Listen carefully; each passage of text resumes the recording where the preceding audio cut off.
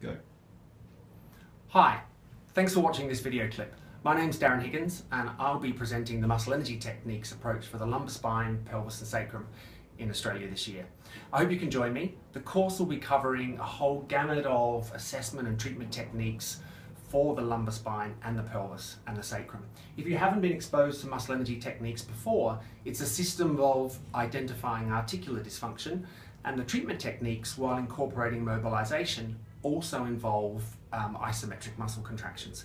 So we get the benefit of getting a contraction and a relaxation of the muscles, allowing us then a much easier window of opportunity, if you like, to actually mobilise a joint restriction.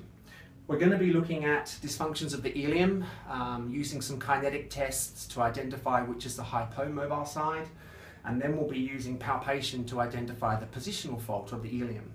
Then we're going to be looking at the sacrum. We'll be looking at the dysfunctions both of sacral torsions and side bent sacrums, looking at the motion tests for the sacrum so that we can identify if it is indeed the cause of a patient's dysfunction.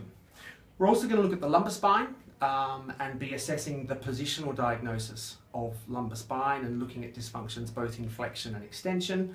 And then we finish off with looking at the pubic symphysis, a real source of a lot of symptoms postnatally and antenatally, and also in our sporting population as well. You'll leave this course with a new way of looking at the pelvis and at the lumbar spine. And in fact, many of the patients that I see on a regular basis who present with lumbopelvic pain or non-specific low back pain have a real pelvic component to their problems. So hopefully you can join me and we'll look at the pelvis together.